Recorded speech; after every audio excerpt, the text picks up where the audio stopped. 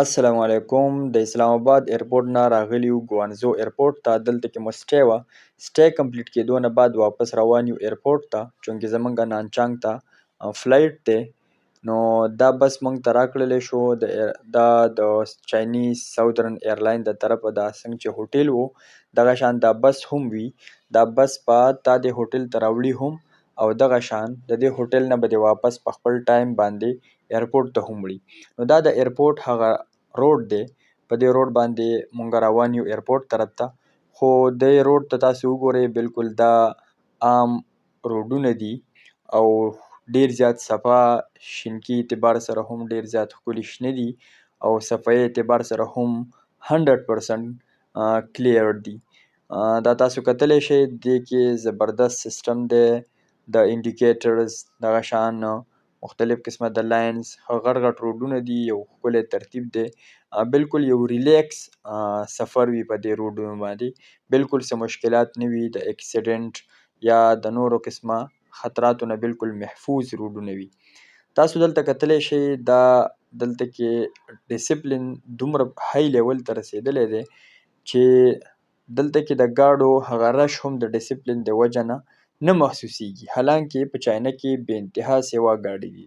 د هر انسان سره ګاډی دی او هر انسان ځان له په بیل ګاډي کې خپل سفر کوي. خو د روډ سیسټم د وجې نه دلته کې بالکل په روډ باندې ټریفیک نه وي.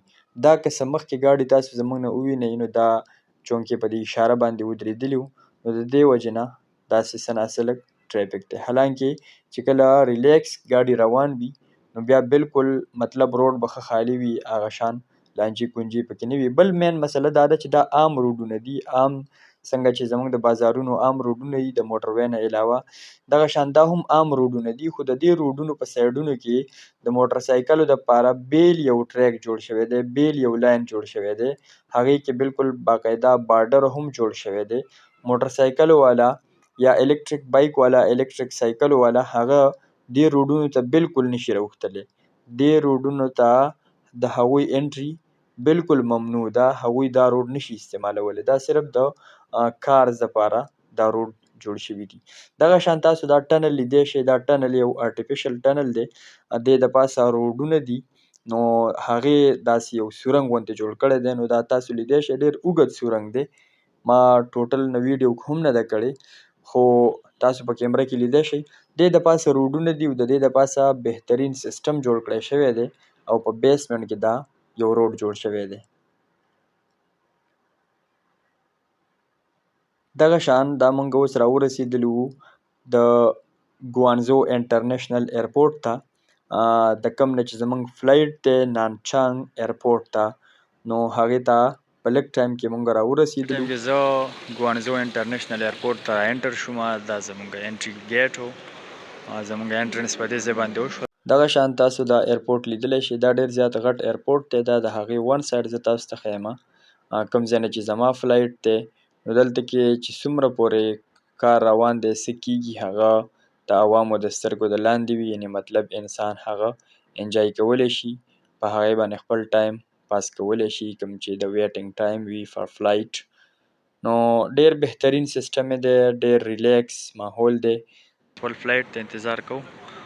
دا یو ویټینګ هال دی.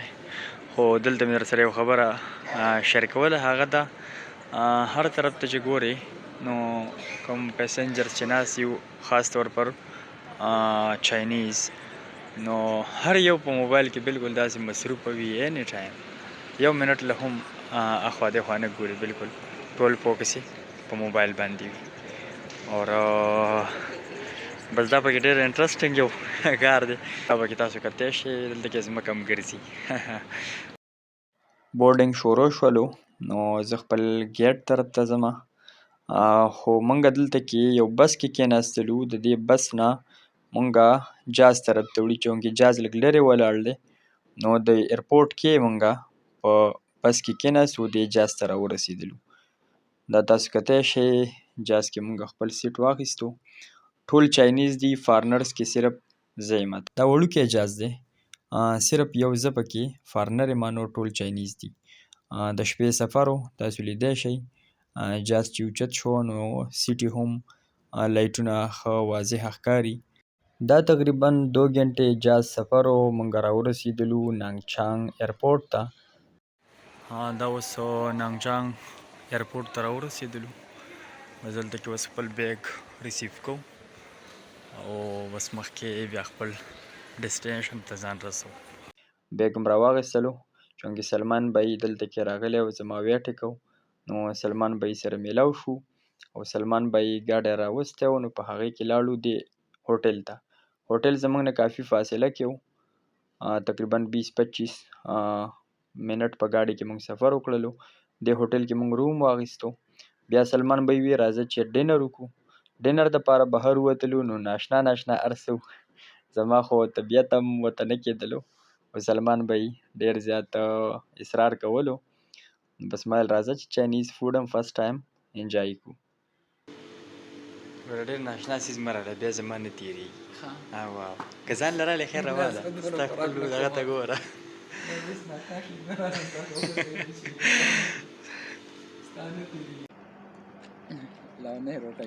او که نه زه ورته کور کې ښیم که نه، ډېر په ګرانه خوراک دی نو. نو دا چاینا کې یو حلال رسټورنټ دی، دا سیخان یې تیار کړي وو، دغه شان نان و، باقي هم دا څیزونه ناشنا څیزونه دي ما نه پېژندل. انشاءالله مخکې تاسو ته شو کوو.